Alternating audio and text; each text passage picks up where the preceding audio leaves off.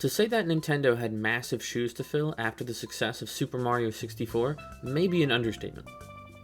It's considered one of the greatest games of all time, and, along with Ocarina of Time, was instrumental in revolutionizing gaming into 3D.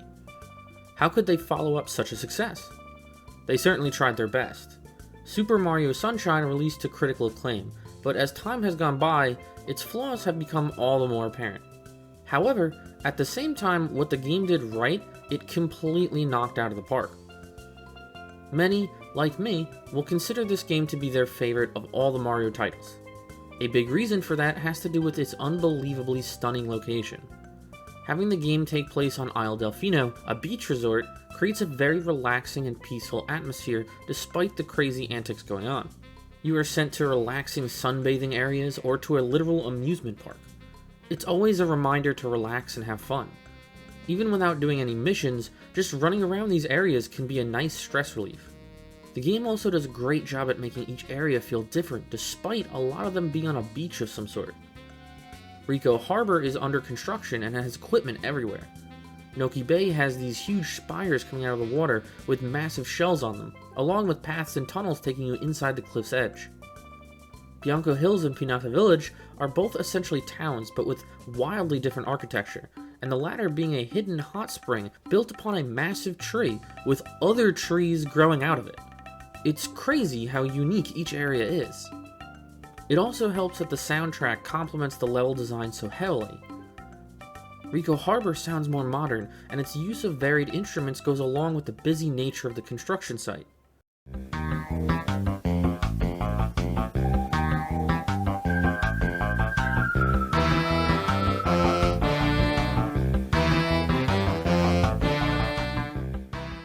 Serena Beach has a much lower tone that implies the idea that things may not be what they seem here, which transitions nicely into the haunted hotel and its sketchy manager.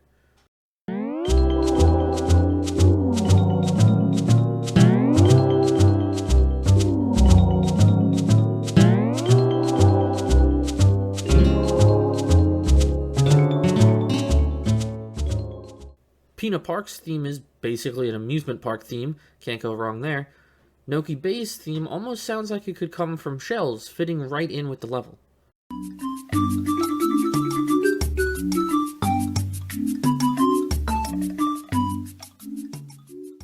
I always have a fantastic time coming back to these areas. What I think makes Sunshine stand out the most is its gameplay gimmick in Flood. Isle Delfino has been covered in weird paint gunk. It's completely disrupted the island's daily life. Bowser Jr., disguised as Shadow Mario, has framed Mario, and so now it's his job to clean up the island. To do so, we are given Flood, a water sprayer, hover pack, jet ski, jetpack hybrid. Flood completely changes how the player engages with the core mechanics established in 64. The base mode sprays water, which cleans off the paint wherever it may be, but it also acts as a way for Mario to engage enemies from afar. A spray can damage and stun certain types of enemies, or could be used to interact with the environment, moving objects, or platforms. A spray can even create a puddle that allows Mario to propel forward faster than normal. The hover nozzle mostly impacts the platforming. As the name suggests, it allows Mario to hover for a short time. It's simple, but alters how platforming can be approached. It isn't just running and jumping, but allows Mario to go much farther than would normally be allowed, while also providing some course correction. The hover could be used to go back if the player doesn't have as much confidence in making a platforming section. Or it can be used to hold a position and wait for a platform to come to the player instead. What's most important about this though, is it doesn't remove the platforming that was already there. What could be done prior is still possible, but the hover nozzle builds upon that and allows the player way more interactivity in their ability to approach platforming. There are plenty of areas in the game that can be approached from a ton of different angles because of the power that the hover nozzle provides. Flood is incredibly simple.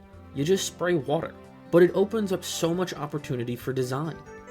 Mario can interact from range, and platforming can be approached more dynamically. It's just fantastic. Well, at least these nozzles are. Flood has two other nozzles which aren't bad, they're just severely underutilized.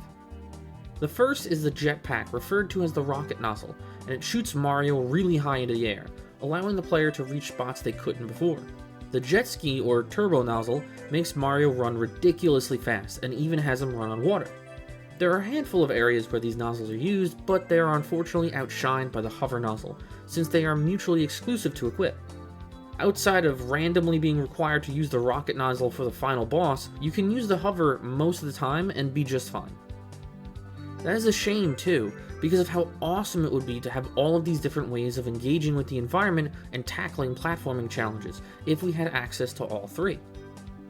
A lot of the game's drawbacks are this sort of situation.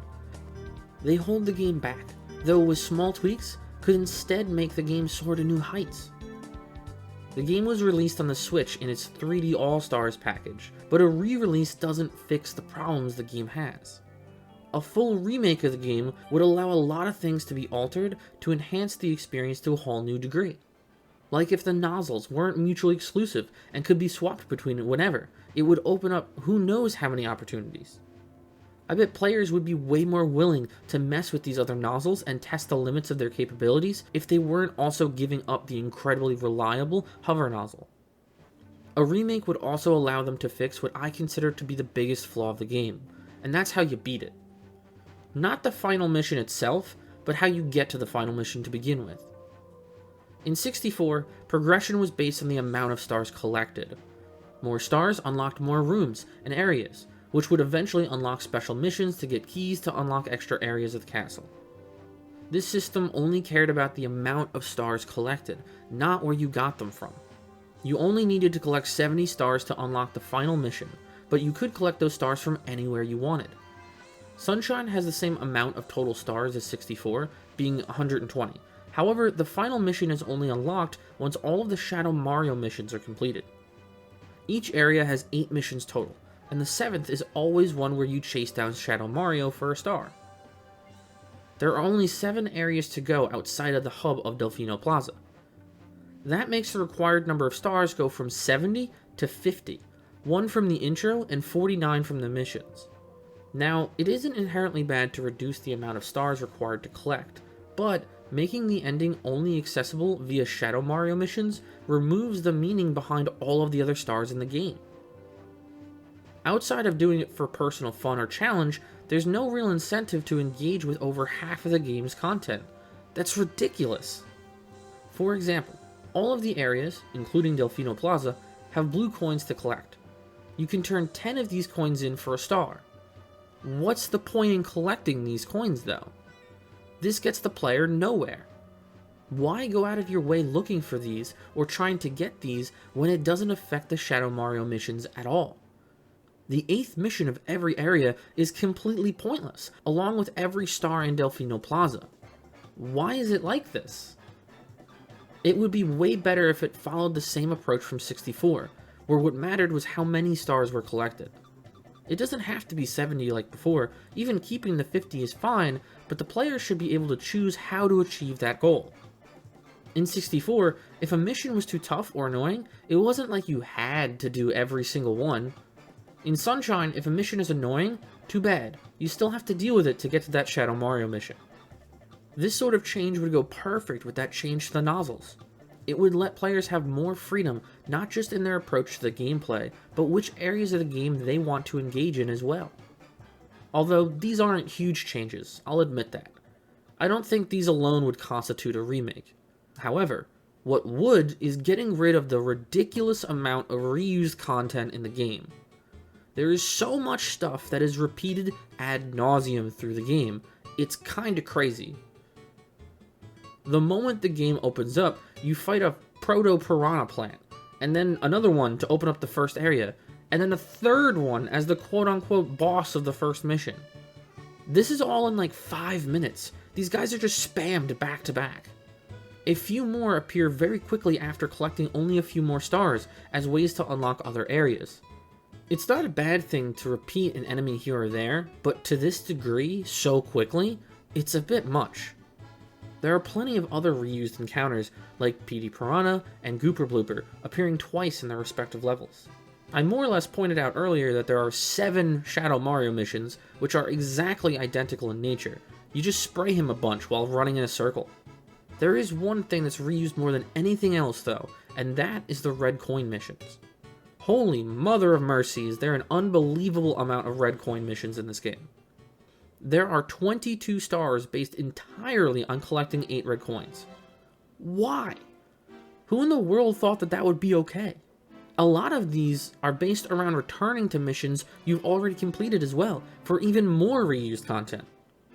There is no reason there needs to be that much repetition in star acquisition. Remaking the game would provide a perfect opportunity to replace some of these with more engaging missions that could even make use of the potential change to the nozzles as well. It would be super cool to have a mission requiring the use of all the nozzle forms, swapping between the 4 modes for a variety of challenges to get a star. Maybe hide the stars inside the level by default. Have the player either find the star in a unique hiding spot, or maybe have to get to a very unique position by utilizing their platforming skills. Anything would be better than just throwing red coins into things the player has already completed. What makes Sunshine so special is how much potential it really has. It's got one of the most unique gameplay gimmicks that really changes the approach a player has to engaging with the content in a way that other titles don't, all while at the backdrop of one of the most beautiful and serene locations in the series. But it's also held back by unnecessary design and gameplay limitations. It doesn't have to be this way. These days, games are so often remastered and updated slightly to provide an opportunity for players to experience a game they didn't get a chance to prior. This doesn't usually address the issues present in the title outside of graphical ones. A remake utilizes the power of hindsight. Remaking a game would create the same opportunity for people to see it when they couldn't before, but also fix and change problems, thus creating an even better product than we originally had. Super Mario Sunshine is one such product. Remaking it could easily get it to be the greatest game in the Mario franchise and let it truly shine.